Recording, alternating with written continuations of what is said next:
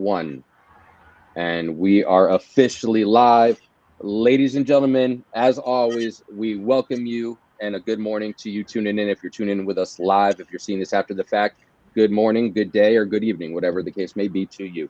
This was obviously a conversation meant for you to be seeing at some point or another. And the conversation today, as it is on every Saturday morning, that we have the privilege and honor to be able to talking about these two very important issues surrounding Put the Guns Down, a World Epidemic, which is a documentary and film created, directed, produced by Terry C. Carney Sr. It is the first of many to be coming our way from this individual. And every week we have the opportunity to be talking about how can we address gun violence? How can we do a better job as well of addressing mental health awareness, which is the underlying issue of a lot of different things that do go on in this world where I think we can all agree, at least on some level, that it needs to be addressed in maybe a different way than it has been to this point.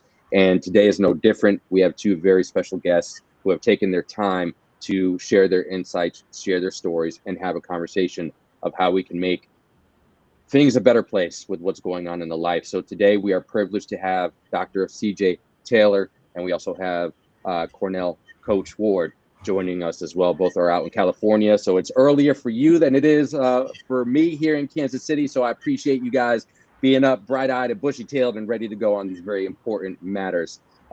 Just as a reminder, people out here, this is not scripted. We are simply out here to have a conversation because you can't script real life. You can't script how we can address these things. We can only talk about them.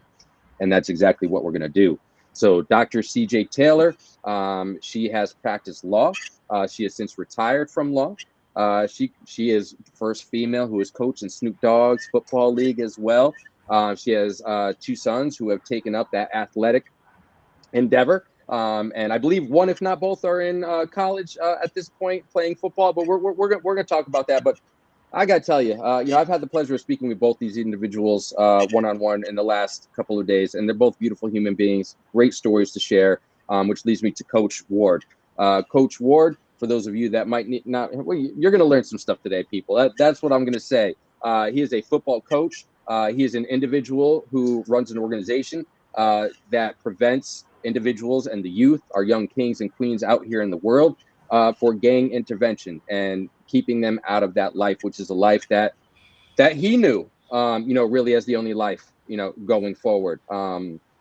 And that's what we're going to be looking to do as well. Dr. CJ Taylor also does run an organization that is surrounding, young kings, specifically young queens as well, from the small research I was able to do, where she is and her organization is trying to give them, again, the same opportunity. And that opportunity is to understand that the streets is not the only option that you have out there, even if that's the environment that you were growing up in. There is entrepreneurship, there are vocational opportunities out there. And she provides a lot of resources with her organization, such as Coach Ward as well. So that's my introduction from the conversation that I've been able to have. But I'm going to hand it over to you respectfully first, Dr. Taylor, to take the opportunity to let the people outside tune in with us today, who you are, what you're about. And then Coach Ward, I'm going to let you do the same thing once she is done as well.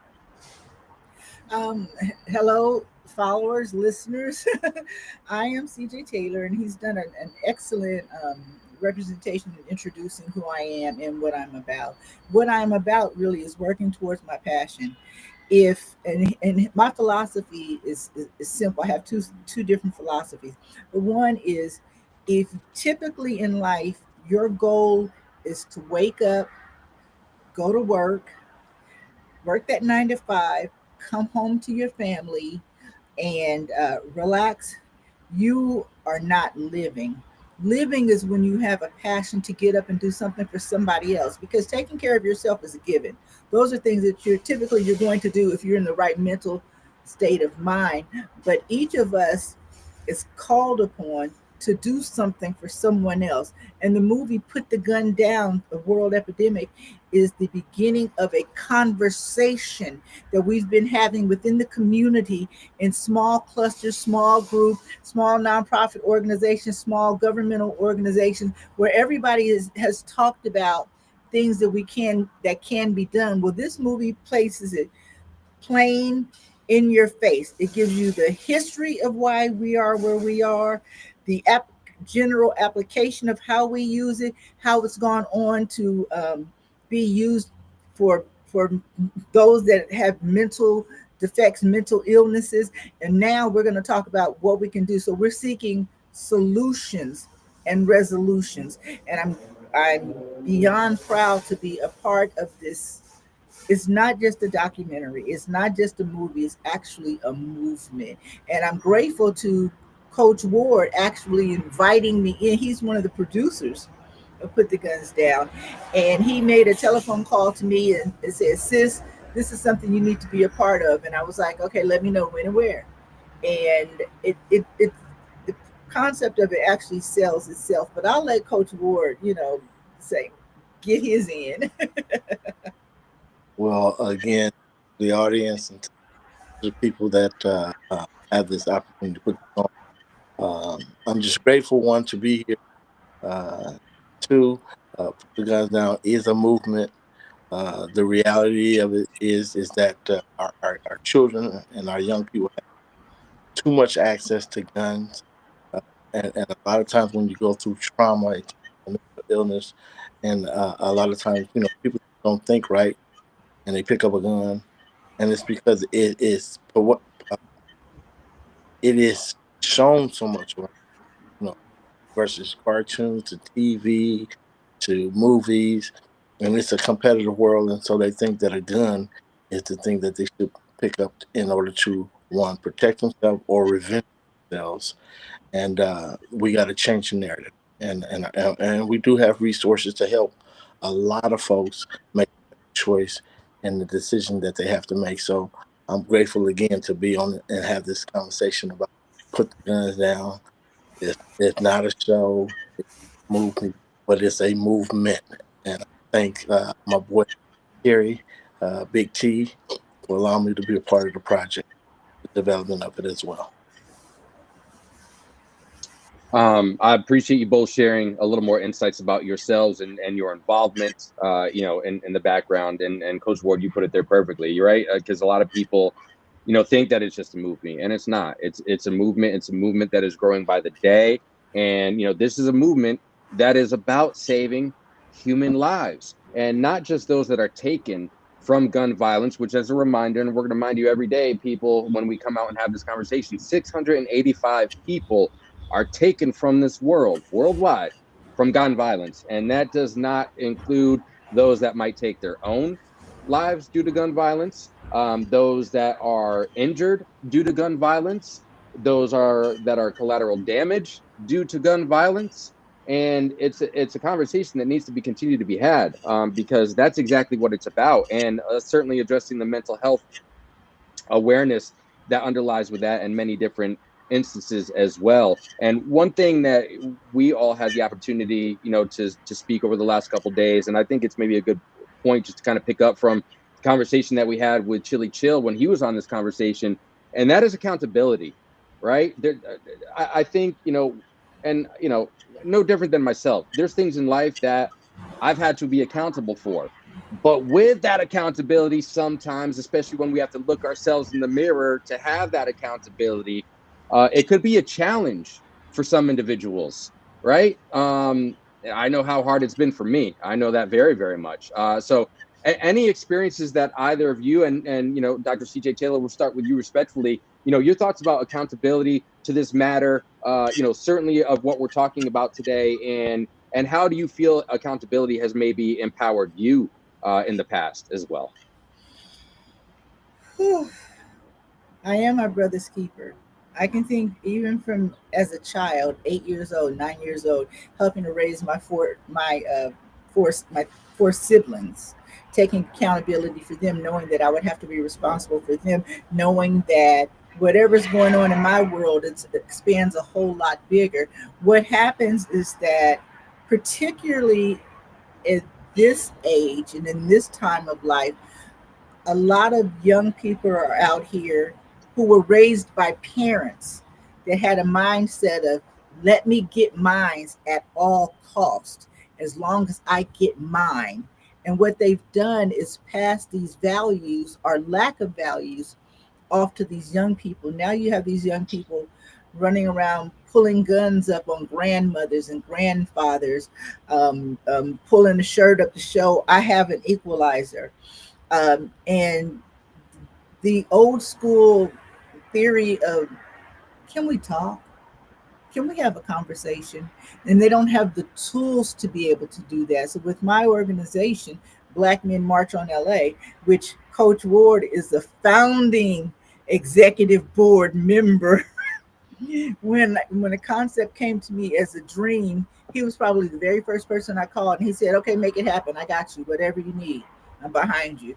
And me, as the person that I am, when I have a circle of strong, positive black and brown men that entrust me with, you make it happen and we got you, there's nothing that we can't accomplish. So we've come up with some qualitative qualified immunity issues with regard to the police and trying to help resolve some of the issues with the police department. We've come up with a youth investment services program where we pair professionals. And these professionals don't have to do it. They have so much going on in life, but we pair them with young men and they mentor them. And I'm a witness that mentorship saves lives. I can talk about mentors that my sons have looked up to that have been there for them. Even to this day, Coach Ward mentors my sons,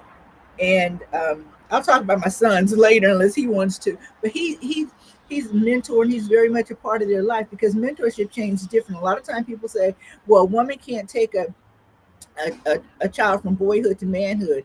Let me dispel that myth. When you're a woman that is surrounded by a village of strong men that you put them into the hands of, you can take him from boyhood to manhood. Because I've raised a daughter and two men, and I've raised them with their village, and the village is so strong that I didn't have to navigate or negotiate my son's relationship with the village. It's just a phone call for them. It's just a text message. So they go directly to their villagers and get the resources that they need.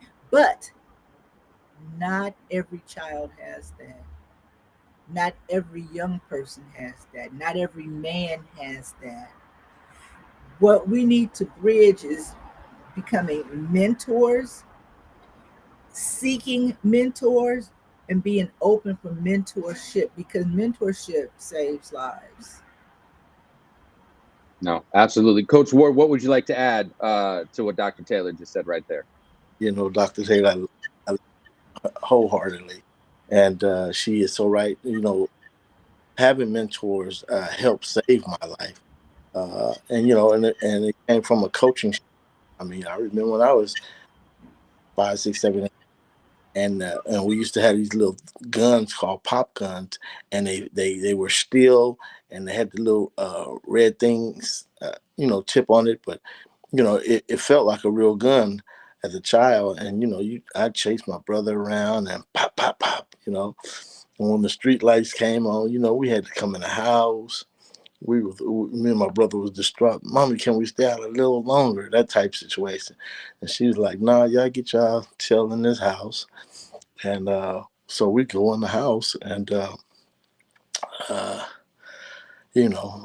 she said, put that gun up, put it on the top of the TV. I do, but she was going out with her girlfriends that night, and so I got snuck back up and went to the TV to get the gun, and didn't see it, didn't find it, and I I went around to the back of the TV thinking that it fell behind the TV and picked up the gun. But what I picked up was my mother's real gun. And, I started chasing my brother around the house. We had the babysitter there. And I slipped and fell down the hallway and pow, the gun went off. Everything went, it was a big flash. Everything went black. And then I can remember shaking. And I was so frightened of my mom, you know, thinking she was there when she was already gone. And I ran and got back in the bed, and laid down and went to sleep. Didn't think of it. And when she came home, she noticed that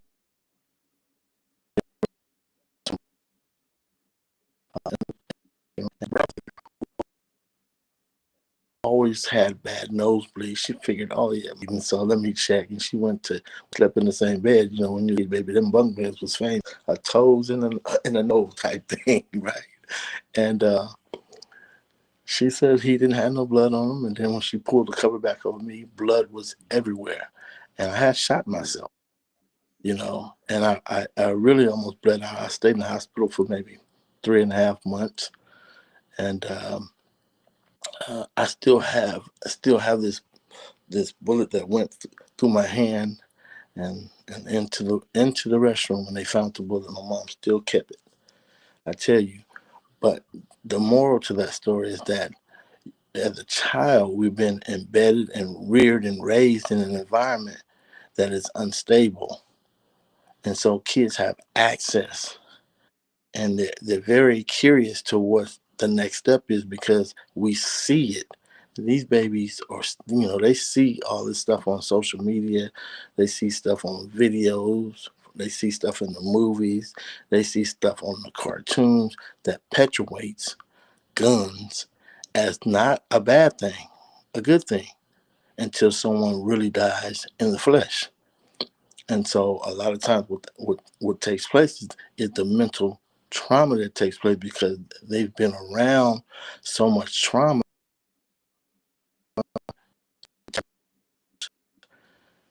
And then, and then there's, you know,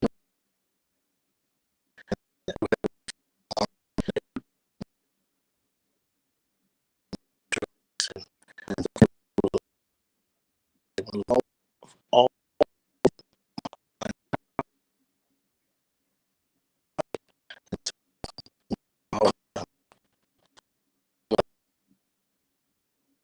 live without them. And I think we have the safety because I believe that you should have a home, but it should be in a safe environment. It should be still where a child doesn't have access. But I also think We lost him. It seems like he's maybe having a bad reception. So, well, here it goes. I think we might have got him right back in. Let's bring him right back in. All right, Coach Ward, we got you back. I think we were maybe just having some Wi-Fi issues. Can you hear us? See us? Okay.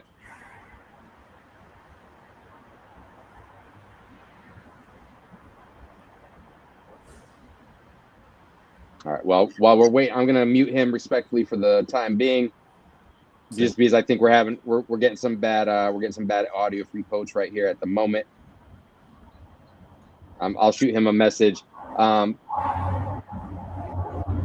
But while we are waiting for that, one of the things that he said until we can get him back clearly, Dr. Taylor, one thing that I wanna just kind of touch on real quick that Coach was talking about there. It's also something because you tapped into the conversation last week as well, as far as the easy accessibility to guns, right? And so talking about accountability, talking about the ease of accessibility, the one thing that sticks out to me from one of your comments in the section, and it kind of was a general part of the conversation as a whole, literally the trains with guns. Literally the trains with guns. Guns are just being shipped in and trained in to specifically inner city communities from the knowledge that we have. And I'm sure the case is going to be somewhere else, but that's where they're mostly known to be coming from as well. What are your thoughts when you know of that knowledge, or even if you're hearing about that for the first time, which I know is not the case, but what does that make you think, especially as a mother and someone who, of course, is advocating for a better world, especially as it pertains to gun violence? For me, it has been. I think everybody in the hood, in and around the hood, have heard about the boxcar legends, where there are train tracks that run, from the ocean into the inner city through behind Watts, right behind Vernon Day High School, as a matter of fact. And what's believed, and I believe it on several different reasons, levels, that is that COINTEL, CIA, federal agents back in the late 60s, early 70s had a master plan that if we just give them guns, they'll kill themselves. They sat up and did a projection of how many will be gone in 10 years, 20 years, 30 years, because the reality is crime pays. I mean, judges get paid, attorneys get paid, prosecutors get paid, probation officers get paid, penal systems get paid, police get paid. There's a lot of money in it. So if you Mm-hmm. drop the guns off in the community and drop the guns off with no resources to work, and let's fall back and see what happens. So in part it's conspiracy, in part you could go back to television shows like the Twilight Zone, where they intimate the fact that if you place people in a certain restricted way, this is how they're going to act violent against each other and they're going to kill themselves. And pretty much that's what we see, because last time I checked, now there's not a single gun baron that makes that's black or brown that makes guns. We're not transporting guns. We're not flying guns. We're not putting guns on boats and bringing them here. But they're getting in our community some way, and I think it's part of a master plan. But even with a master plan, we have to be masters of our own plan. We need to stop gun violence. We need to speak to each other. We need to mitigate crime. We need to, it's like, put down the gun, but what you picking up? Put down the gun, pick up a book, pick Mm-hmm. up a trade, pick up a college course. But if you've never thought that you have the ability to go to college, to learn a trade, or to contribute, you know, it, what makes you think you can do it now? So it's put down the gun. That's just the first step. That's the immediate step. But then what do we do after that? And again, my organization and a lot of other nonprofits within the city are all about bringing solutions and resolutions, giving the community something that they can have, that they can hold on to, so they can contribute. Because there's no way in the world that you can tell me that a 13, 14, 15-year old wakes up in the morning and grabs a gun and says, okay, today is the day that I end a life, I unlife somebody, or I unalive myself. It's absolutely ridiculous. That's not what they think. But they're looking at their reality, their circumstances around them. This is what they see. We have to show them a different reality. We have to show them that life is a whole lot bigger than the pond that they swim in. No, I agree, and I definitely want to bring that back to Coach Ward. Hopefully, we got the audio going a little bit better. But one thing I want to just briefly say before we turn it over to Coach Ward to add his thoughts, to the boxcar legends. You're right. I mean, some part of it is conspiracy, but conspiracies come from somewhere, right? There's got to be some truth to it, right? Like, we may not know the whole story, but somebody along the way knew the story enough to be told, right? So there's got to be something there, and it's somebody's opportunity to kind of, either whether you want to call it peel back the onion or start to pull that spool of string and see where it ultimately leads, right? It's like, for example, while we're waiting for Coach Ward to get back on, the most recent War of the World movie with Ice Cube, right? A lot of people have been hating on it, and up until like yesterday, it had zero stars across the board. Like, my conspiracy theory with that movie specific is like, it, because I watched it. My conspiracy theory is that the message of that movie is so darn accurate that whoever's controlling, these like stars on this Prime Video, well, they want to give it zeros because they don't want people to watch this movie. But the whole premise of it, and I'm not going to give the movie away for anybody that doesn't watch it, but it's about data mining, and data mining being able to be used against all humans. Listen, man, again, it's a conspiracy, but I came up with that thought because there's some truth to it. It's anywhere that you want to go and look for it. So I'm in very much agreement with you there, and I thought that was a very relevant point to what we're talking about today. Or war creates money. Look at the Gaza Palestine thing. Look at the Russia US Ukraine thing. Like, it creates money, and my God, like, listen, I'm all about for a return on investment, but at the expense of human lives, like, come on, man, what are we doing here? Like, I don't know. So I'm gonna digress. Coach Ward, what are your thoughts on that?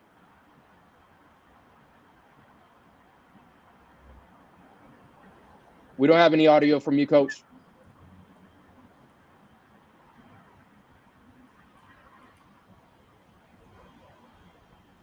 One thing you might have to do, you might have to go out and come back in to try and get the audio, because it's either the audio or it might be the Wi-Fi potentially. We'll give him a moment to see if we can get him back on here. But before we get him to start, before we get him, going again and lined up, I mean, there's something there. There's a narrative that someone's trying to push, and sadly, it's the wrong narrative. And I don't know. I don't know. It's scary. It's a scary world, as you put it earlier, Dr. Taylor. But I think one thing that you said as well when you were addressing this to begin with is the fact that we do have control. When we talked with Miss Toy a couple of weeks back, a movement might start as 8 people, 80 people, 800 people, but if you continue to push that day in and day out, let's call it, be consistent. I think this might be a quote from Coach Ward that I saw. Be consistent with your consistency. Mm-hmm. What are your thoughts when you hear that phrase, and how you feel that can, in time, short term and long term alike, continue to address from what we can't control while we're here in the physical, and the experiences that you have to share? How can we be consistent with consistency I think of messages? I think one of the first things you have to do is walk the talk. People, is Coach back? Let's just check his audio. Can you hear us, Coach?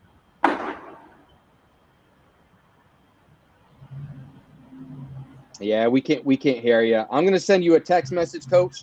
That way we could just keep the conversation going, because I think maybe the Wi-Fi is maybe not allowing your audio to work the best, if that makes sense. Can you hear me okay though? All right, let's do a quick little sound check. If you want to try to give me something, because I'm not hearing you. No, and you're not on mute, so it might be the Wi-Fi. I don't know if there's a better spot that you might be able to move in your household. And again, we're here. We're not going anywhere. This is a conversation, so I don't know if that's an opportunity to see if we can get a better Wi-Fi connection for you, or if maybe your microphone's just off potentially. We'll give him a quick second.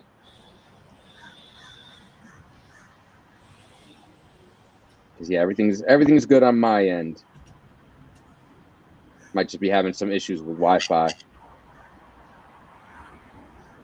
Here, I'm going to mute you respectfully, Coach, just for the moment while you are working on that. That way, respectfully, we could continue on with the conversation as well. But just as a reminder, Dr. Taylor, obviously we were talking about, consistency with, consistently being consistent with the message itself, as we started to speak on there. Okay, and I believe what I was saying is that you actually have to walk the talk. Kids are great at reading BS monitors. They can tell if you're saying something and you're not living it, and you're not actually walking the model of it. They'll pick up on it pretty quick. And I noticed that when I started coaching. Once my sons were out of the Snoop League and they went on to high school, I began coaching high school. I coached 10 seasons at a private all boys. I don't know the truck. I let the truck go by. No worries. No, it was a fire truck.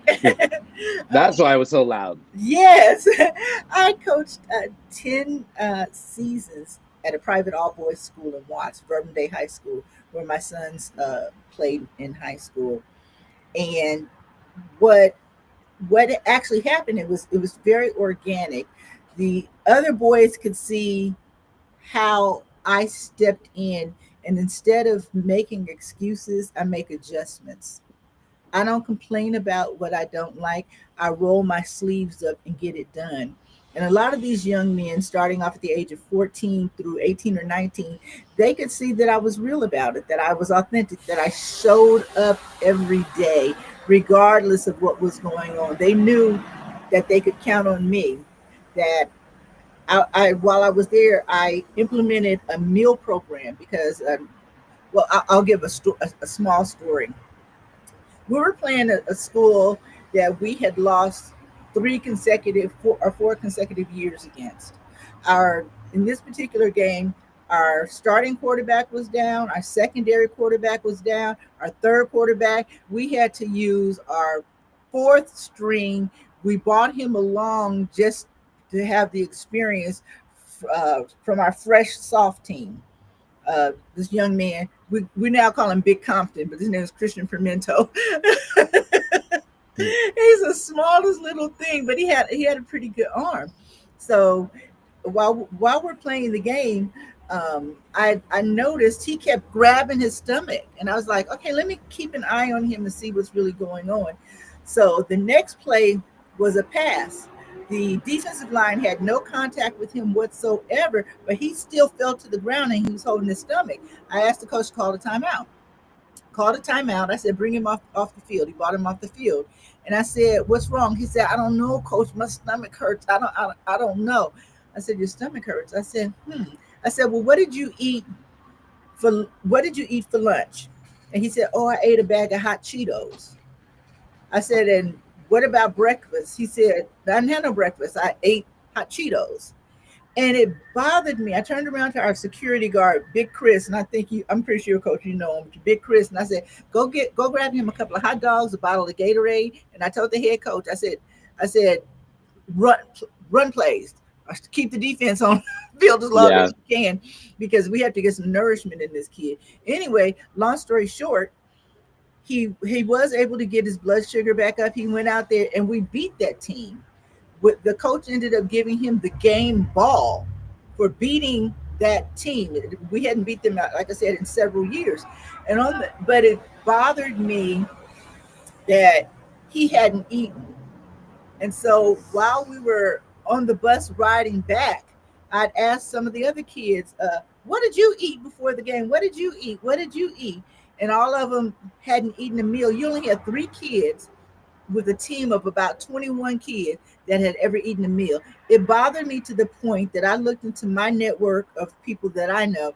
I made some phone calls and I implemented a hot meal program at that school at night that would serve them after practice. And to this day, which is, gosh, going on 20 years now, Wow. there's a hot meal program to feed these kids. That's about walking the walk, not just seeing something, not just recognizing a problem, but by actually doing something about it. A lot of these kids have never gone to professional or collegiate football games. The first time my sons went to a collegiate football game is because that man right there, that man provided tickets for them to go to a USC game. I'm sure that's a heck of an experience that was enjoyed by those individuals and those young men that were able to join you. Let's do a quick check-in with Coach Ward, see if he can hear us, and see if we can maybe hear him back. Coach, you want to give a little sound check there? Oh, Yeah, I think he's maybe having some audio issues. I think I'm gonna shoot him a text message while we continue on okay. with this conversation, just to let him know that might be something that we're gonna need from him respectfully, because we definitely want to get his insight, of course, to this Yeah, conversation as because well. he's such. I refer to him as the Godfather. He is such a powerhouse here in Los Angeles. He is connected to everybody, or he knows somebody that knows somebody, and it's all about making a difference. So when he contacted me and he said, "Hey, I got Terry C. Carney, and he's the owner, director, producer of a project, and I need to have you in on it." And initially, I was like, "Put the guns down. I don't have anything to do with violence. What does that have to do with me?" But then I had to stop for a moment and look at the totality and the bigger part of it. And I was like, "Coach, make that call. If I can't be a part of it, I want to, because I see what this is."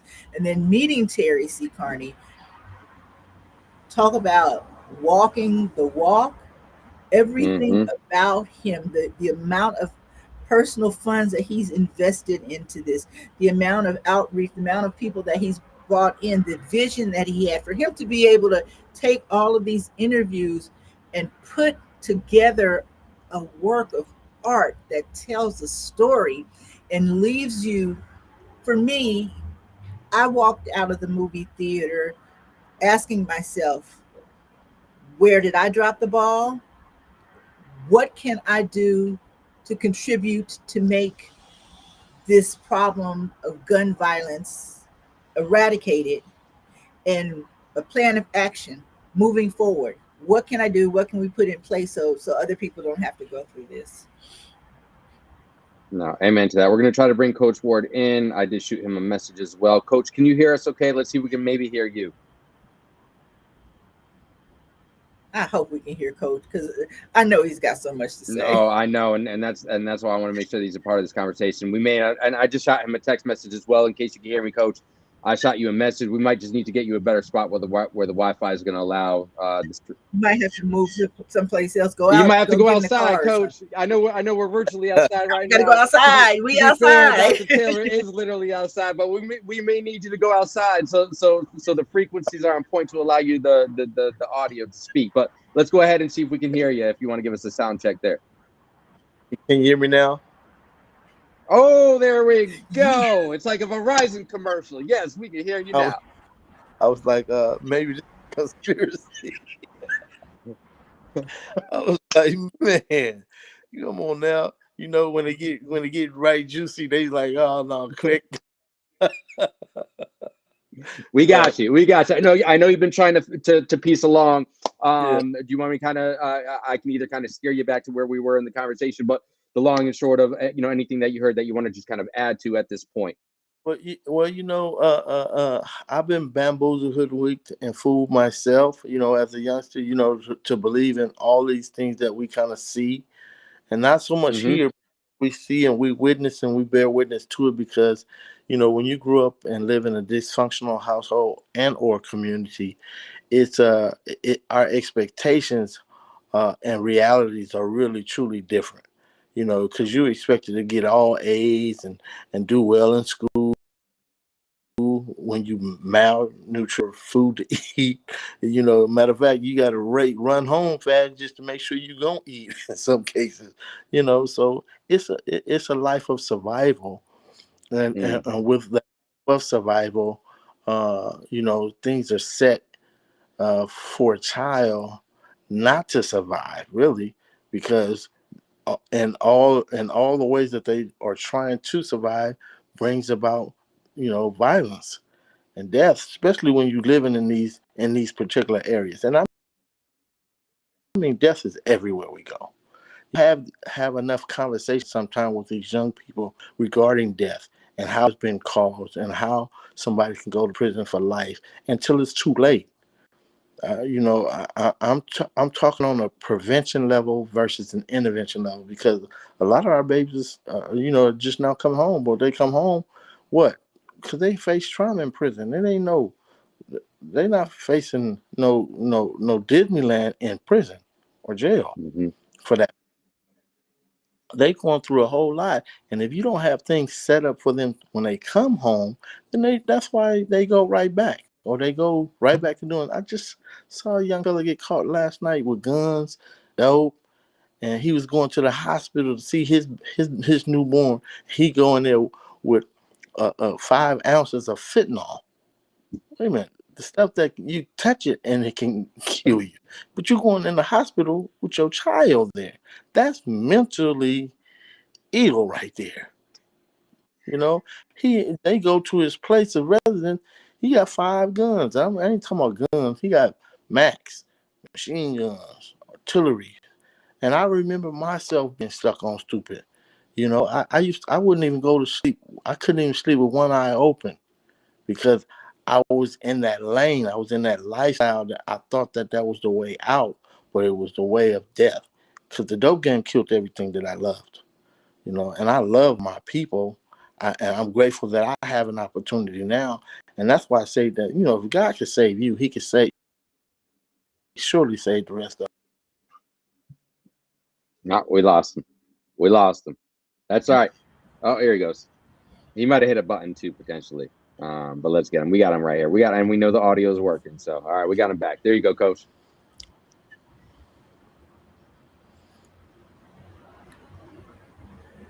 You with us, Coach?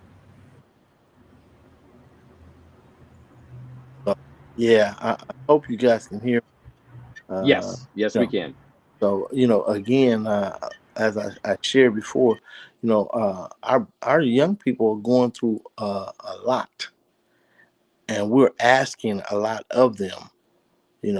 particularly our black and brown babies who have to excel, you know, 10 times higher than uh, the natural or the norm.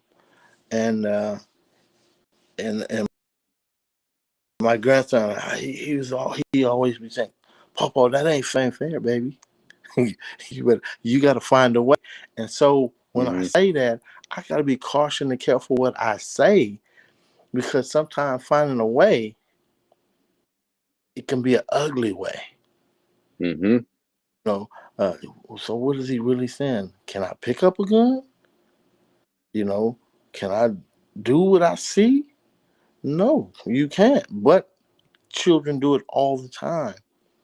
And so when it comes back to that mentoring, these are conversations that one should allow to take place, because life and death is in the power of the tongue. And if we speak life, life can come. Because every time we got ourselves into something we couldn't get ourselves out of, it was because of what came out of our mouth. People didn't just go rob somebody with no gun, or they didn't go jack somebody, carjack somebody with no gun.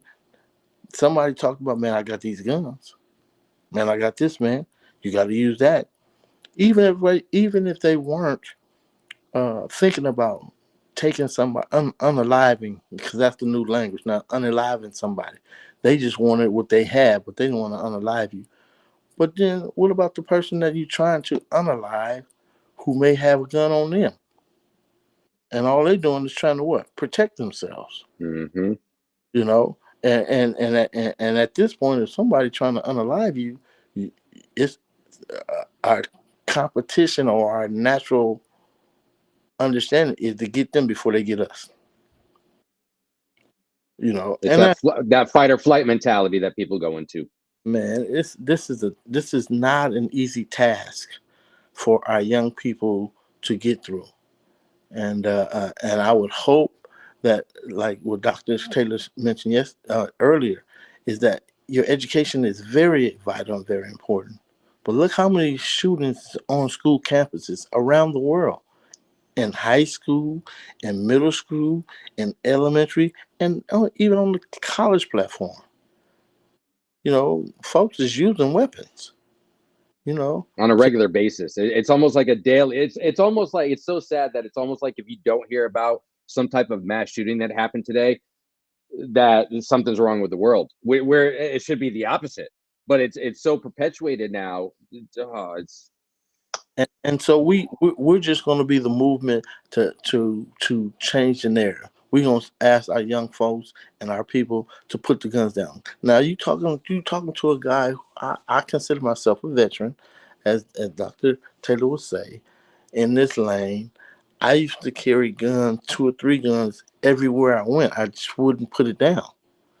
And when it came to my consensus that one day I went home, and my newborn child, had just came home, and I had a 45, Magnum 45, and I took it out of my waist, and I had a waterbed, and I threw it onto the waterbed because I know that it would be a soft landing, and boom, and my the baby crib is sitting like diagonal towards the bed, and it went over my baby head and the wall. If that was a sign from God to say that I was doing the wrong thing, do you know after that, I've never, ever had a gun in my house. That was 40 years ago. I've never had a gun in my house since. And I was in a lane where you had to have a gun in order to survive. I was surrounded by people that had guns just for survival, day in and day out. And I had to, my own mental psyche was things were happening. I see somebody get harmed or unalived, and I'd be saying, "Did I do that? Did I have something to do with that?" I would have things like that, and I had to really remove myself. Period. When I talk about these things, I removed myself. But other babies or other young folks, They don't even know how to remove it. And that's why it's so important that you have mentors around the planet. The very thing that saved my life was a mentor. I'm talking about. Uh, he knew I was out there doing wrong, but when I say, "Hey, coach, can I come back?" And you know what? To this day, oh my God, I love this man. He said, "Cornell, you can come back so long as you leave the streets behind you." Now, I'm talking about this is 40 years ago, but that man opportunity, and I didn't look back after that. I just went back to school. You know, shoot. And when I say I've been through a lot now, I ran around the block a few times. They say it's like a merry-go-round, but Mary jumped off, and I was still going around and around because I was stuck, and I was stuck on stupid. And I know that my reasoning, it wasn't a reason. It was the nature of the environment that I was reared and raised in. And I look at all my friends. I have so many friends that are either dead or in prison, and we all have the same old story because it's perpetuated in a way that if you're gonna live this life, this is a part of it. No, you're absolutely right there because a lot of people, as we're getting him back in here, as you were saying, Coach, a lot of people, don't necessarily think about the consequences of their actions, and I think a lot of that, at least in my experiences, anyways, because I could only speak to my experiences or those that I have maybe direct knowledge of others, right? We don't necessarily think about the consequences of our actions until kind of like you said it earlier, until it's done. And then it's like, oh my God, this happened. I never thought it was going to happen because, that thing wouldn't happen to me. Right. And I think, given what yourself and Dr. Taylor were talking about earlier with respect to just the environment that we grew up in. And we, all three of us, in our one-on-one conversations over the last couple of days and getting to know each other a little bit more before this conversation, I think we're all in agreement that like that's kind of just the environment that we grew up in and we didn't really know any better, right? And for me, as I shared with both of you, I grew up in an environment with parents where I just got conditioned that you can, using this as an example, you can say whatever you want to somebody, somebody that you love, right? That you love, you can just say whatever you want, do whatever you want, you can beat on them, and as long as you say, hey, it's okay, I love you, like that's supposed to justify it in some way, shape, or form. So I think a lot of what we've been talking about this morning, coupled with our conversations that we've had, we get conditioned, especially, I mean, again, as children, we have minds that are sponges. We take in a lot as children that, we might not have the ability to take in as easily or as quickly, maybe as adults. So, from a conditioning standpoint, Dr. Taylor, I'm going to respectfully kick this back over to you. What are your thoughts when the experiences that you're aware of, generally speaking, when we get conditioned to a certain point, and maybe an opportunity that you've experienced or see with respect to your insights of how we could kind of change that narrative of conditioning, even if it's something that we've already experienced as human beings? I actually have a perfect example. I have a young man that I mentored. Met him when he was 14.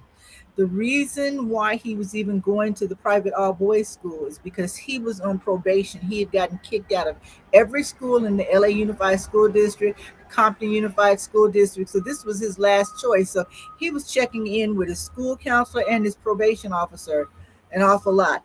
While at the school, he was insulated because he was with like-minded Christian filled people that were working towards the same goals. But at home, he still had to go back through 2 or 3 different gang neighborhoods to get home. This one particular day, it was during football season. Actually, he had been missing for about 10 days. And it got to the point that now he's missing. At first, I thought he was being disobedient. Then I thought maybe he was going back into his street ways. Now we're at day 10. He's not at football. Now I'm in my car looking for him, driving up and down the streets trying to find him. get into his house trying to find him. I didn't find him, but I put enough word out and everybody let him know I was looking for him.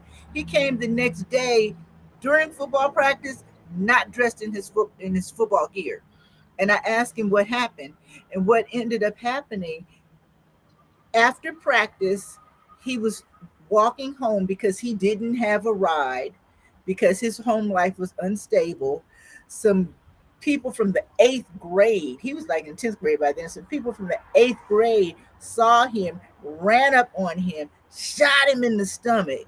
He'd been trying to, at a friend's house in the garage, trying to take care of it himself because he didn't know what to do. He knew he couldn't come to practice. When he tried to come to practice and was lackluster, I saw something in him and he just like, I'm not coming at all. I ended up taking him, getting him the medical care that he needs, and ended up telling him and his people, you know what, this I might not be able to save everybody on the team, but this one I got. This one I can save. I remember just at the convocation the night before the graduation, where we have a big uh, where the Catholics have a program where they instill all the beatitudes on the kids, and he got class salutatorian for being number Mm-hmm. two. His mother sitting next to me, who had already been diagnosed with brain cancer, had only been told that she'd have 3 years. She asked me in the church, "Would you be his godmother? Will you watch over him? I know he's about to start a journey for college, and I won't be there to finish it. Will you finish it for me?" I gave her my word.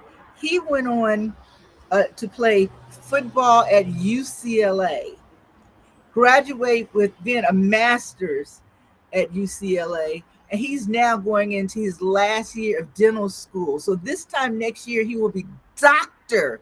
Zachary Burge, not the kid that had a dip in foster care for a while, not the kid that didn't get the right kind of raising, not the kid that got shot, not the kid that had multiple attacks on him. And what made the difference? He told me, he said, Coach CJ, I want you to do for me the same thing that you do for your sons. I said, say less. So this is what I mean by mentoring. We have mentored young people that have gone on to law school, that have gone on to medical school, that are dentists, that like my two sons, actually, both of them, one is in his last year of his PhD program at Stanford. This time next year, he will be doctor.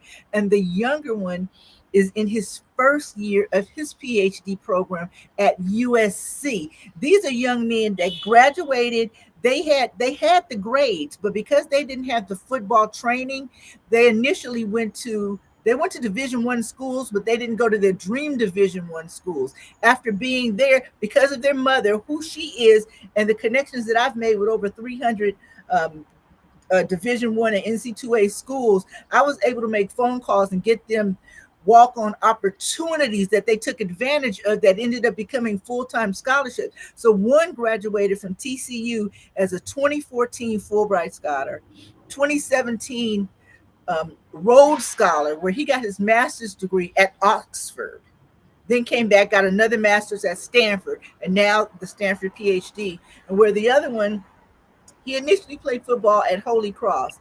He played football for 3 years at the University of Texas.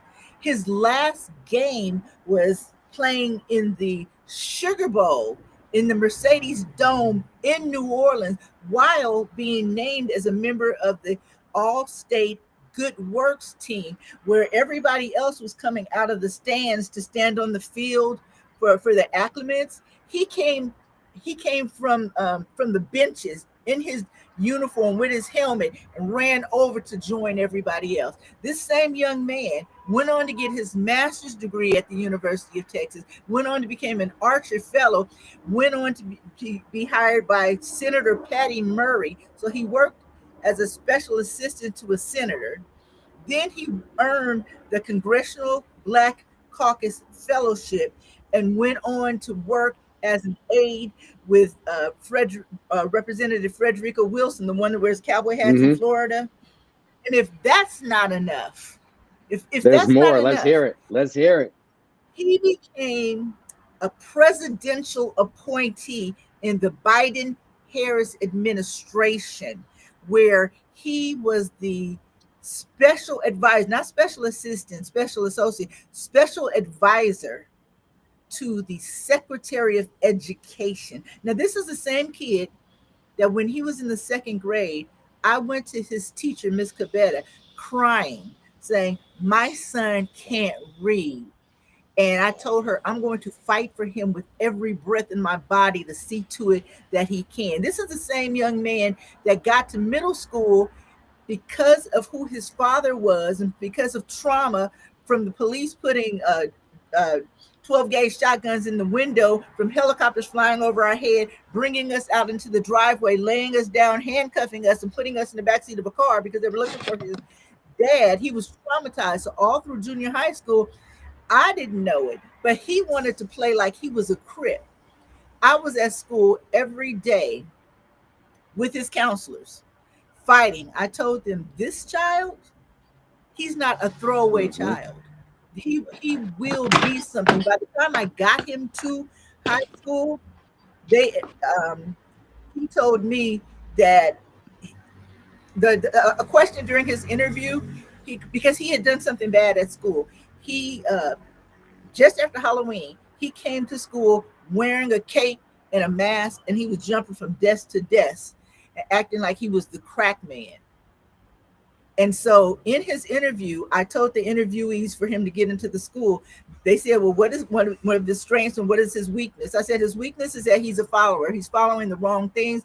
I've done everything I can. I actually took him out of a year of football in the Snoop League and made him be the water boy, because you're gonna be here just like we are, and you're gonna contribute, but you're not gonna play in the position that you want.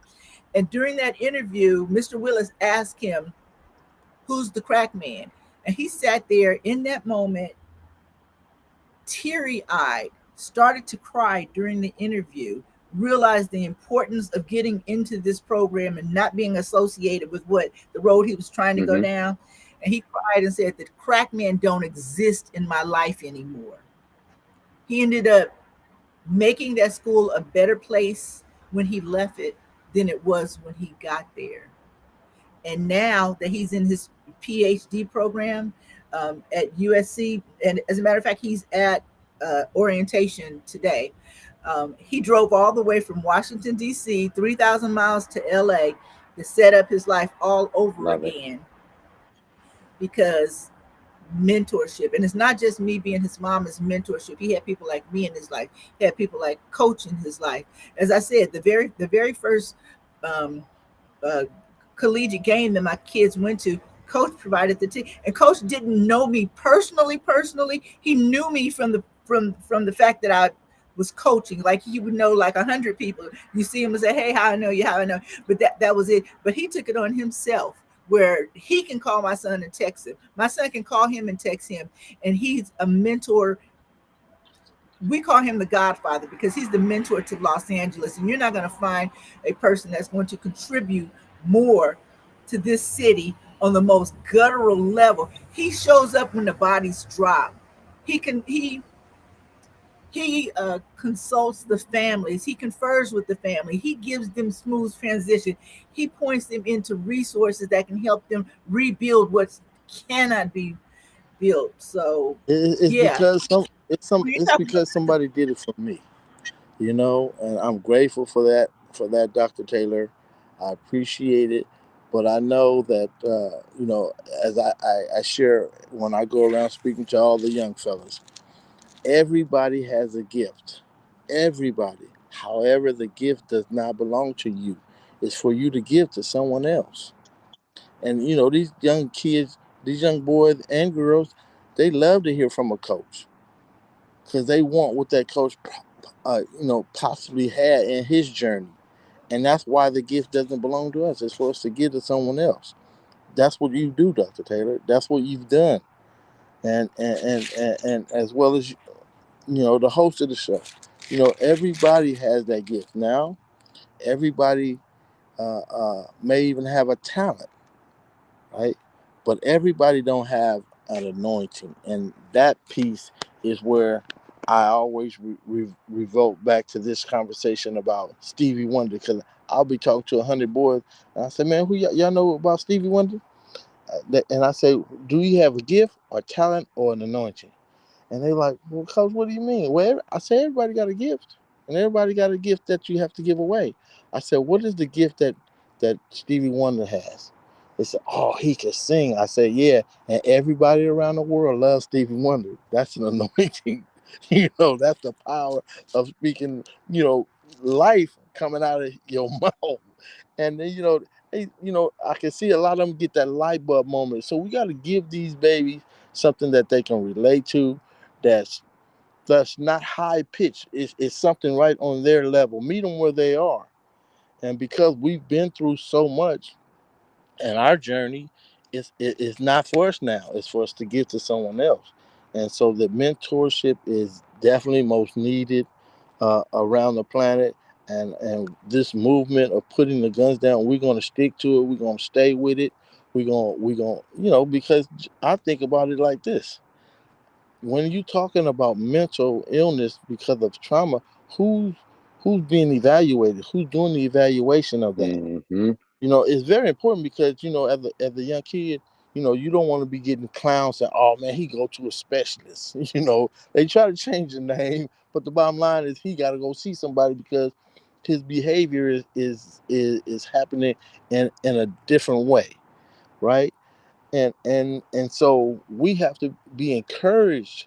Not just him, but everybody has a disability. There's no perfect man or woman. And so it just, whatever that disability is that you may have, we just have to kind of flip the language of it so it's not looked at somebody getting put down because of his outbreak or her outbreak. And that's a tough task for young coaches because now I- I'm a veteran, but the younger coaches have to learn it on the run. And that's Mm-hmm. basically what happened with me. I didn't just come with all of this information and knowledge. It was passed down from other mentors around me, and I had several.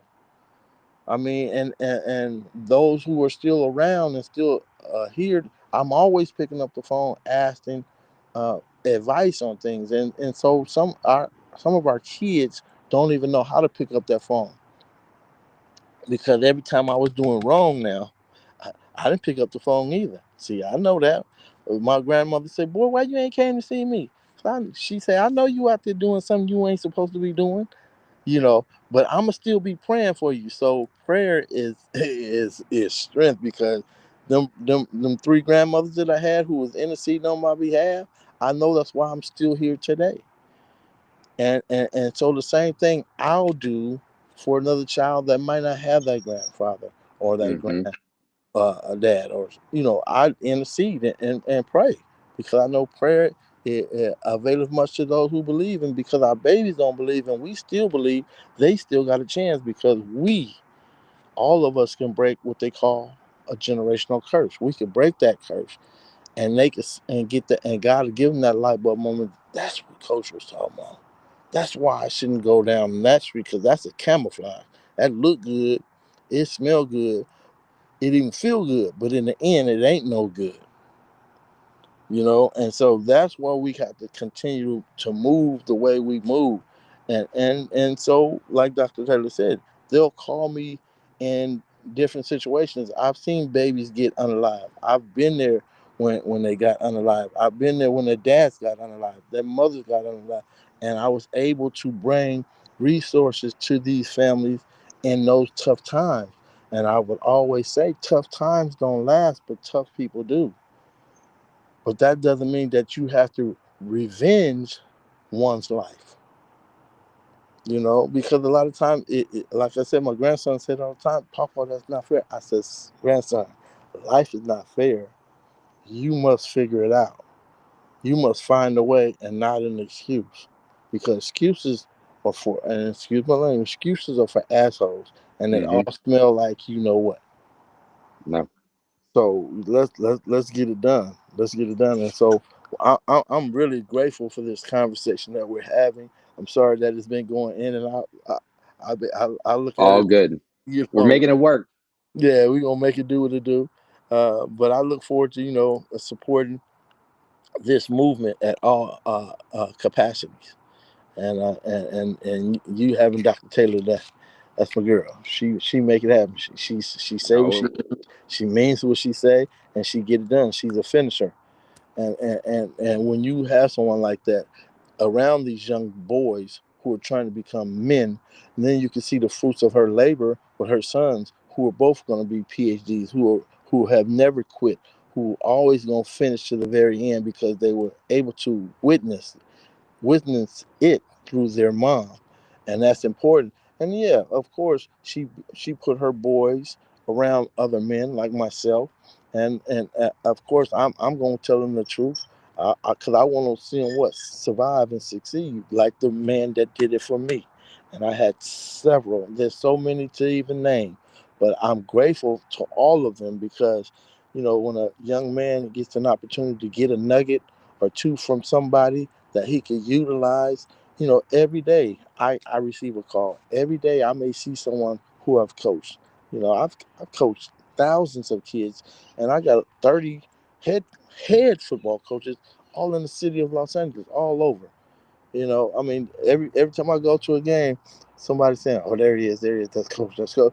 And I'll be tickled, I'll be humble as church pie, because I said, look what God can do to somebody who was not an educated man. Look at somebody who was poor. Look at somebody who was out there poisoning his own community. Look at somebody who should have been in prison for life, but God mm-hmm. stepped in. He can do it, and He will do it because He really knows what's going on. He knows that you're going to call on Him in those tough times so you can make a better choice and a better decision for the people you're serving. It's about servitude. It's not about me. It's about serving these babies, giving them a chance right now to put the guns down. Because they have access. They have way more access than we did. They got this social media. They got all kind of stuff that happens in milliseconds. It just and it's done. And they don't know the end result because it was already too late because they already pulled the trigger. No, I agree. And since we're talking about mentorships, as you both were just speaking on it, something hit me. I mean, one of the things, I shared with you yesterday, Dr. Taylor, one of the primary reasons that I had moved to Kansas City with my family about 4 months ago, and then that was to be a part of a nonprofit that serves the underserved and underprivileged youth here in the community. And one of the things that hit me the most in the almost year that I've been associated with this nonprofit was at the time I was here. I believe it was maybe in November when I was here with our co-host Dooney, um, the founder of the organization. Let me know at the time there's 28 students, right? And 27 out of the 28 students in the program at this time had Joe, who's the founder, listed that if Ish goes down outside of those walls, that Joe is the number one primary contact for those individuals. 27 out of 28. If we want to run the quick math, we're probably talking about 96 point something, 97% when we're talking 27 out of 28. Man, did that hit me like a ton of bricks, right? And that leads me to the next thing, and I certainly want to kick it back to you, Dr. Taylor, after I say this. Since we're on this topic of mentorship, I even want to take it one step further, if you were, from a matriarch and patriarch standpoint, as you both have very much been describing, because my brother Dooney and our co-host is out exactly doing that as well. And while Dooney does not have any biological children of his own, Dooney is a patriarch and to a father to many, many of the youth out there. So I don't necessarily want to call it a question, right? But it might be formed of a question as a question. What's maybe your advice when you hear that word matriarch and patriarch respectfully? What is your advice to people out there who feel that even though they may not have a child of their own, whether in their household or not, there's children in their community, right? So what does that mean to you, and what advice would you maybe give to those individuals? Dr. Taylor, again, we're respectfully going to start with you. What advice would you give to those individuals as far as what their role is as a matriarch or patriarch, respectively, even though they don't think that they have kids themselves? I actually have one line. It applies to them and everybody else. Don't make excuses, make adjustments. Love it. Love it. Don't make excuses for why you can't do something. Make adjustments, make it happen. I don't care how you do it, as long as it's legal, make it happen. Stop making excuses. A lot of people say, well, I don't have a ride, or I didn't have this, or I didn't have that. Okay, everybody has an excuse. Got that. That's a pity party. Attend your pity party of one, throw it out the window, and make adjustments. What can you do now in this moment to make it better? So my advice all the way around is don't make excuses, make No, adjustments. amen to that. Coach Ward, same question to people out there who don't think that they are necessarily a matriarch or patriarch themselves. How are they a matriarch or patriarch within their communities? Well, for me, God had gave me 7 daughters. I didn't have one son, right? So when I'm in front of these young men, I tell them, if you want to be a player, you're gonna get played. That's one, right? But that when you have an opportunity to speak life into a dying circumstance, they have a chance because you've given what the Holy Spirit has allowed you to give, and it doesn't belong to us. So yeah, you can planting the right seed in these young babies, and then they go off to make the decisions that they're gonna make, and and put them in a position where they can have additional resources. They have a chance because somebody did it for me. I'm talking about, man. I was down and out. I was set up by crooked cops. I was beaten half to death. I had 32 stitches above my eye. I had 8 stitches on top of my head. I had stitches across my lip, tooth knocked out, broken arm. I mean, when Rodney King got beat, I said, man, is that all he got? Because I know about that, right? Now, the flip part of it is my coach who allowed me to come back. You know, I came back when I was 22, 23 years old. And he said, man, listen, so long as you leave the streets behind you, you can come back. I went back to school, gimping, you know, and started all over and got it done again because somebody gave me that chance, that mentorship. He could have said, hell no, get out of here.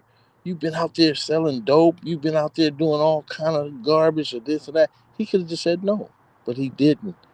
And look, because he didn't do that to me, there's so many people that were saved that came behind me because of the choice that another man made.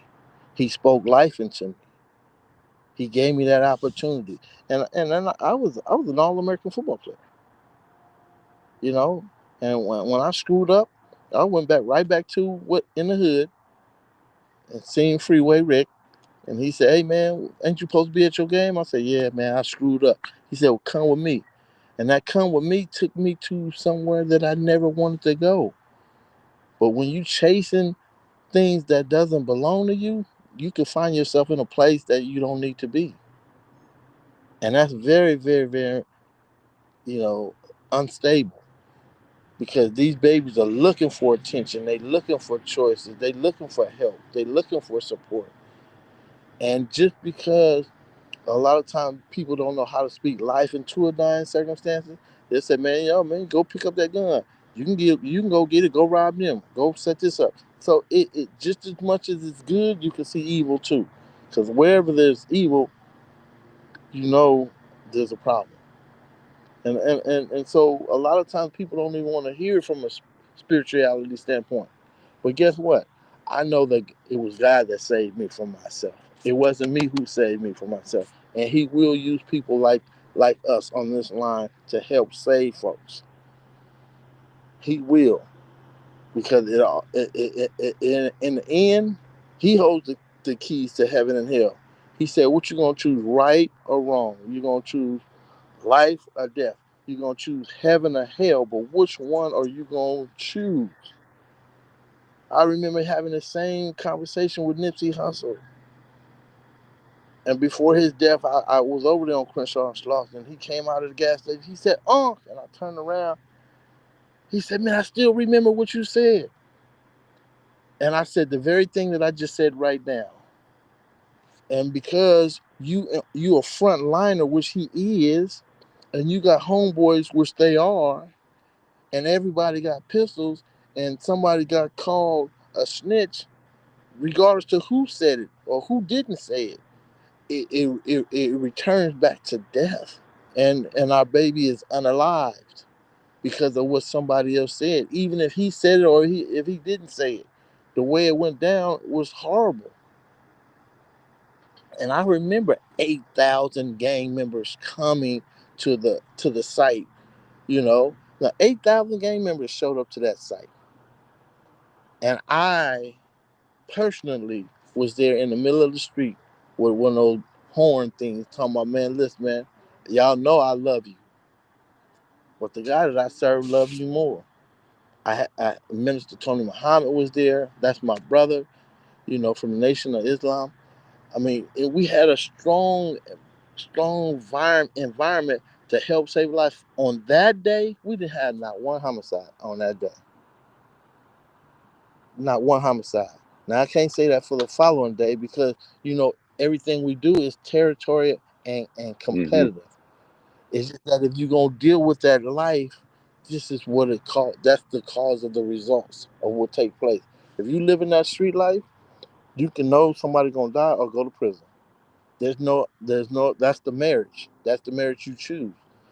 And now the cold piece of it is when you born and reared and raised in an environment like that, and you can't see your way out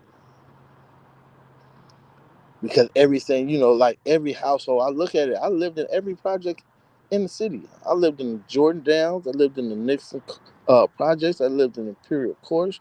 I lived in the Carmelitos. I lived in the Bottoms. All these are called considered projects. So really, I was born not to Hmm. survive, but because of those praying folks and praying grandmothers, because of forgiveness. Somebody forgave me. I had a chance, and I think all our babies deserve another chance. And you see stuff that's happening. You say, "Oh man, thank God somebody done got him and put him away." Because you would get convinced to say that too. But everybody, and I mean everybody, deserves another opportunity. And it's tough. I think about Dr. Taylor and her situation and what she's been through. You know, and them boys who are going to be professors or whatever they choose to be, they're going to have them doctorate Hmm. degrees. But they don't always have a story to tell because of where their father is. Because of what he did and what he committed. And everybody should, you know, I don't think that no one should judge. I think they should make good judgment, meaning that I'll make a decision that I won't do that, even if I did it before. I won't do it again. But that is a part of this journey of a movement. Can we really put the guns down? I mean, can you really forgive somebody who shot and killed your brother, your mother, your sister, your aunt? Can you really forgive them for what they've done? Because that's tough. That is tough to ask somebody to forgive somebody in that space. No, you're right, because there's a lot of emotion that comes with that as human beings, right? But at the same time, from what you're discussing there, it's a choice. It is a choice that we have to make. And it's not, in those retaliatory type of instances, right? It's not a complete reaction in the sense that, okay, something happens and that individual that shot at one of those family members or individuals that you had mentioned, it just doesn't happen in the moment. There are a series of events that leads up to that moment as well, right? And I think that's one thing that, again, I just feel in general that society as a whole, or at least in these instances of retaliatory circumstances that you're talking about there, those aren't choices that are necessarily given when you hang around, or you choose to roll with a certain type of crowd, one way or the other, as well. And I think that's one of the challenges that I foresee. but also even in those instances, and I want to say this to everybody watching right now, two things real quick. You have to go, and if this is the first time that you are getting to experience and learn about Cornell Coach Ward and Dr. CJ Taylor, you need to do some more research, because there's more to this than we're going to be able to have time to share today, in all honesty. So that's a straight up fact. But also, the second part of what I want to say, and then I'm curious what your thoughts are on this, Dr. Taylor. Coach Ward, with the experiences of which your life brought you, and we had an at length conversation where you and I got to know each other very well. In that conversation, same thing, Dr. Taylor, yourself and myself, respectfully, yesterday as well. One thing that I take from that experience of having that conversation with you, Coach Ward, and getting the privilege and honor to have this conversation with you today is your story is one of redemption, right? It reminds me of the Bob Marley song, redemption song, right? And you've had choices, because you were in a place, and you said it on this conversation today, where you could have just ended up in prison for the rest of your life, or worse, you could have been unalived and not had the opportunity to live your redemption song as you have been living it for so long at this point, and being able to touch so many individuals as a mentor, as a patriarch, as a coach, so many different levels of hats that you wear, and giving back to your community, and trying to make amends for things that you chose, or whether you chose certain things in the past, or you just that initial choice of just saying, hey, yeah, let's go freeway. I'm just going to rock with you. And that one choice led to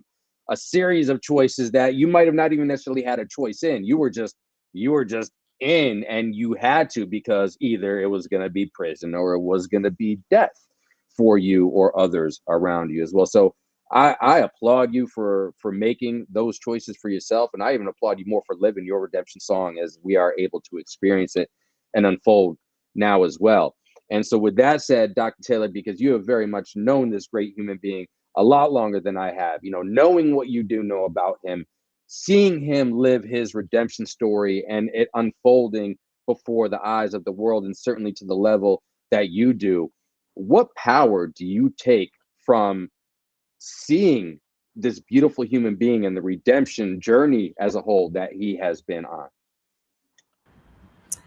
I believe for Coach Ward and I, we have just a mutual respect and exchange of energy, because we have both gone through trauma, tragedy, and we're walking in our triumph right now. Like with me, with my background, as Coach Ward had alluded to, I'm a survivor of domestic violence. My ex-husband spent quite a few years trying to kill me and kill the children. And in a moment of violence, his current living girlfriend of a month, he unalived her. And so my children have that trauma. In addition to that, um, I had, I guess, the stress of it. It wore on my heart to the point that I had health issues, open heart surgery. And while I was in the hospital having open heart surgery, a male nurse in there sexually assaulted me while I was in the hospital. So then I had to go through the trauma of that. So I've had traumatic things happen to me while still trying to navigate and raise my children. So when I say that the exchange of power between Coach and I is mutual, it's really mutual, because he recognizes what I've gone through, and he's been a power source for me, just being a mentor, being someone in the community that I could make a phone call to when I'm not going to say I was at my wit's end, because I've always been able to steer my children, but give them that male energy, that component that they didn't need. If Coach Ward wasn't available, he could steer me into other men. And when I tell you that I have a very strong village of men, that they wrap their arms around me. I was able to coach football because they told me this is a safe environment.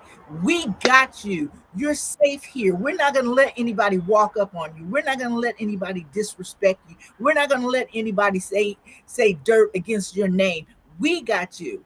So to this day, I make a phone call to him, Coach Nate Turner, say less. I don't even have to finish the sentence. They got me.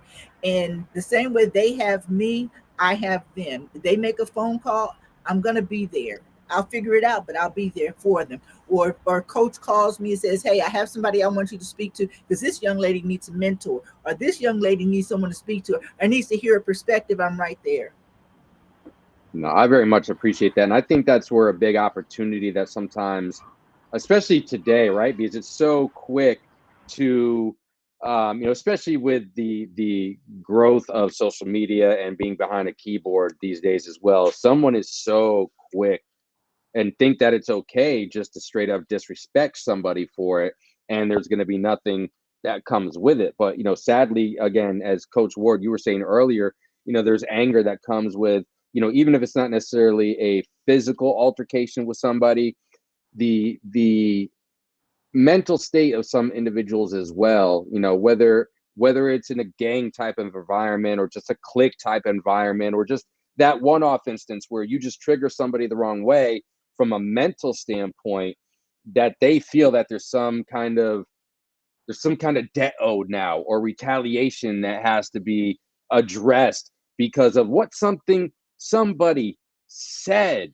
I mean, words can't be powerful, right? Let's take it in this context, everybody that's joining us today. Let's take the number 100% as it pertains to the communication process. The communication process, give or take, breaks down like this: 18% of what you say, 27% of how you say it, and 55% of nonverbal body language, right? So, it's crazy to think about it from that perspective, because more than half of something that we're not even saying, just our body language, equates to more than half the communication process. So words do have power. So a lot of violence, or some violence at a bare minimum, happens from these type of things, especially from people just wanting to be, as they call it these days, keyboard warriors. Would it be the same thing if you were in person? And I think, I share that breakdown of communication because, man, no different than Coach, you and I were having our conversation the other night. I had a conversation with a young individual. Well, I shouldn't say young, my age. You're only as young as you feel, right? Hopefully I feel young enough. But it's really powerful. And we discussed this. If you just have a simple human conversation with somebody, how much you will actually realize that you have a lot more similarities than, especially as it pertains to what society tells us, than we do have in those similarities. So anything that you want to touch on there, respectfully, Coach, and then Dr. Taylor, I'm very much going to kick that back to you. But as it pertains to in general, or even the conversation that we had, generally speaking, Coach. Well, the truth of the matter is, we do know worldwide that there's an epidemic with gun violence, and then we also know that we have folks like ourselves who are on a movement to help saving lives, right? So every day that we have an opportunity to speak life, we speak life because we know that life and death is in the power of the tongue, right? So, and then we got great examples of both good and bad, meaning that I was facing 44 years to life in prison. My other friends are still in prison, right? So it came down to a choice that we both had to have made. I said, you know what? I'm getting out of this, man. Because this dope game, it killed everything that I love, and I love my people, but I'm out there poisoning my people. See how ironic and ignorant that sounds? But the truth to the matter, that was facts. Mm-hmm. So I moved on. I mean, here I am. I'm 19 years old. I was an All-American football player, but I'm in a rock house selling crack cocaine. And here it is. I call myself putting my boys on. They were 16 and 17.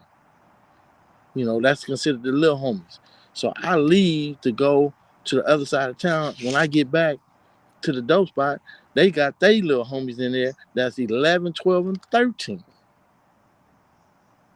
And so I'm like, I get in there, they gone. I'm like, man, y'all get y'all out of here. And the 13-year-old was getting some sex stuff done to him from a lady that had been about 30, older than Mm. everybody in the house. And I said, man, get her out of here. He turned to me and said, don't you do it too? To see the passing of the generational curse. He said, don't you do it too? And so I kicked him out. And by kicking him out, they took a little of the work and went to the next door neighbor house. And he was smoking. And they gave him some crack to use his car. They 11, 12, and 13. They took this man's car. They drove riding around. When he come off his high, what do he want back? His car. So he called law enforcement. It's a highway. It's a speed chase. The car turned over. All three babies unalived. And then, so I'm sitting in the crack house, and I hear a knock on the door, and I look through the peephole. Ain't nobody out there. I'm tripping. So I sit back down and hear the knock again. This time I see a shadow, and I open the door with a gun in my hand. And here it is, a 10-year-old baby. I'm 19, 10-year-old baby at the door. And he looked, and I snatched him in here. I said, man, what are you doing here? He said, man, I need something. I need something. And I looked down at him. His eyes is bloodshot red. I said, what do you mean you need something? 11, 12, and 13 was selling crack to their friend who was 10 years old. And man, I got the baby, took the baby, dropped him off at the hospital because he was vomiting and throwing up. I never seen the baby again, but that was one of the reasons why I had to get out. It was just like, man, Mm. that happened, and my wife, who I'm 42 years married to this day, and my second child was born as a crack baby. She could fit in the palm of my hand, 1.5 pounds. I didn't smoke crack, but guess what I came up with? This is one of my analogies of what I came up with. So if somebody's smoking crack, they know what it is. They know they can get a little bottle, a little gas pipe, and do that. But if somebody over there cooking up 100 keys with no gas mask on every week, who getting hired? Me or them? Mm-hmm. That stuff going in my system, into my wife's system, and you birth a crack baby. My daughter, she's a master's student out of USC because they did say Dr. Joseph Bean, who's one of the big time doctors at UCLA to this day. You know, she did the surgery for my daughter, and my daughter, had her bladder hanging out of her stomach, and they stitched her up, but they didn't know if she would ever be able to have a child. Right now, she has none, but she does still have difficulty. So every time I see that score, I think about what I did. I didn't say what somebody else did. I'm talking about what I did. And so when I speak to people, I always tell people about that story. Why? Because what about all the other crack babies? Because when the doctor told me, Dr. Joseph Bean told me, she said, well, she's probably not gonna make it. And I asked to see her, and they took me up to the fourth floor, and the doors open, and there was all these babies in there. And I was like, well, which one is mine? They said all these babies in here are crack babies, and this was in the 80s, 1980, 85, matter of fact. I said all these babies are crack babies. My baby was in an incubator for 33 days. Not at 1.5 pounds. The stuff that they had hooked up to her was bigger than she was. And I tell you, man, I then left there running. I was still running because the other babies who were unalive, the other baby who was asking for crack at 10 years old, and then the guys who I kicked out because they had the younger guys in, they committed self suicide. They were best friends, man. One took the gun out of his drive and took the gun out and pointed the gun at his best friend and blew his brains out. then took the gun, shot in the back seat, and shot his other friend. He went out the door. He jumped out the door and got hit by a car. And then he took the gun to himself, and boom, all by the hands of guns. But the drug game will kill everything you love. And as I went right back to that hospital to see the baby who was considered still alive. And I'm standing there, and I'm in the hallway, and I had to pay a nurse, a lump sum of cash so they'll just allow me to see him. And he was supposedly in a coma, but I'm standing in the doorway, and I got my head down, and I can hear him saying black, because that's you try to give yourself a street name, and they used to call me Black, and I'm looking, and he came out of a coma, and I said, man, what happened? And then I said, wait, let me go get the nurse, because he had came out of a coma. So I ran in the hallway, got the nurse. We both came back, and that baby fell asleep and never woke up again. So all of these babies were unalive by things that I believe I had done. I mean, I looked at it was my fault, even though it was greater and bigger than me. But I still believe that I played a real significant role in the unaliving of these babies. And I just said I vowed that I would never sell no more drugs. And then I left, and I wanted to commit suicide.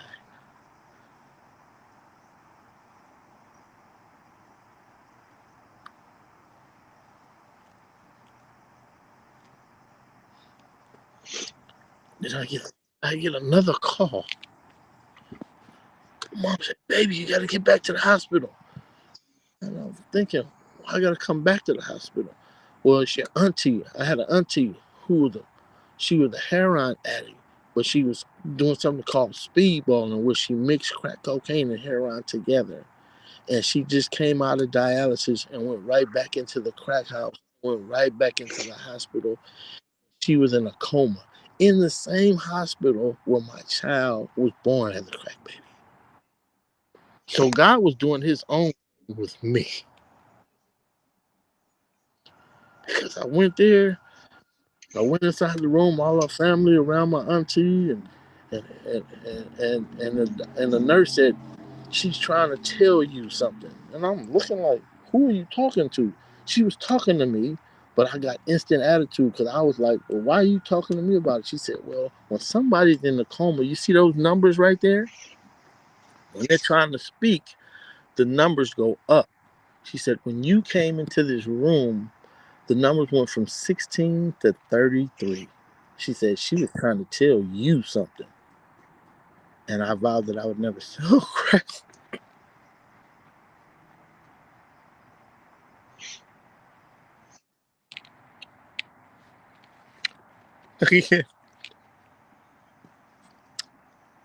And I commend you, Coach, for being able to share that. I commend you for being accountable for your actions, because not many people can do that. And, Dr. Taylor, you and myself spoke, yesterday.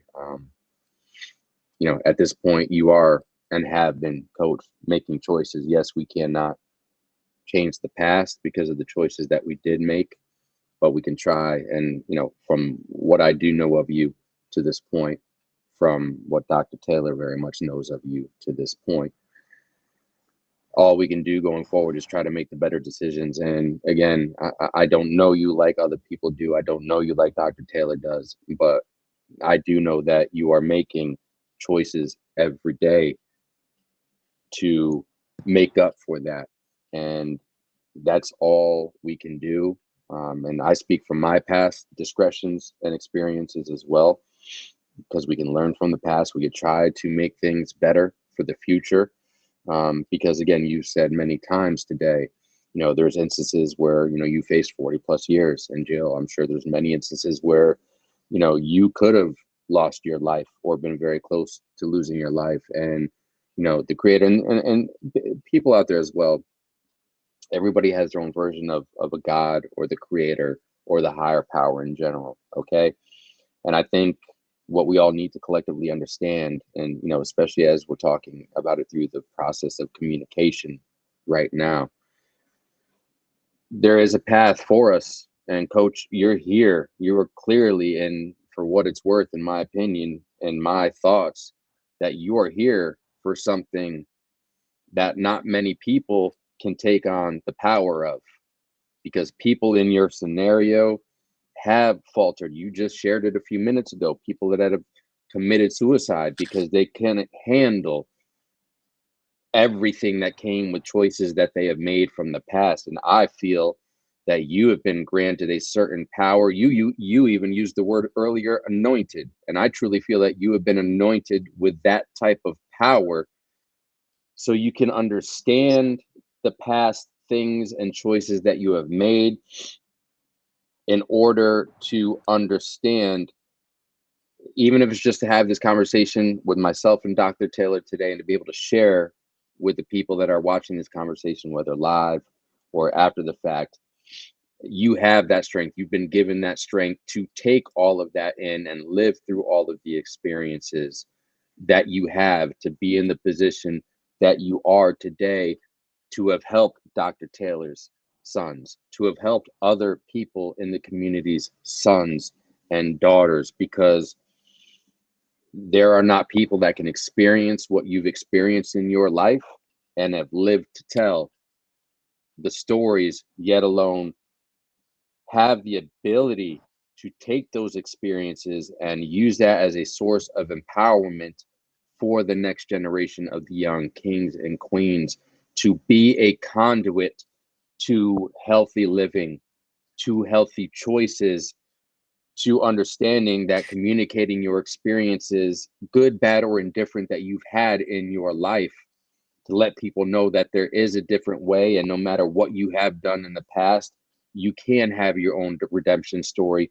as you are living, breathing, and sharing that with us today. So I commend you, because not a lot of people will even have the power to share the things that you have shared with us on this conversation today, or things that you have shared with me, somebody that you had just met over the phone 3 nights ago.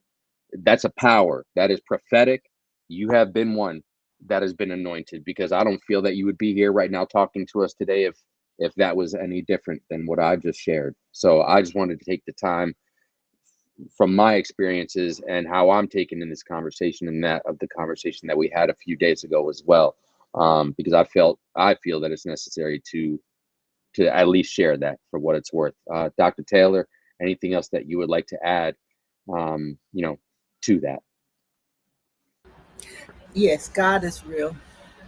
God is real. The only way to get to God is to come through his son Christ. You have to believe in your heart. You have to accept that it's the God that lives and resides in you that gives you the light to make a difference for somebody else. Amen to that. Amen to that. And that's very, very, very true. Um, I want to be respectful of both of your times. We're and again, I'll sit here all day about this, but I think, if it's something that y'all will be open to, maybe in the future, yeah, for what it's worth, I feel a part two from getting us on again together at a time in the future that would maybe work for the both of you, respectfully, That'll be as well. fine.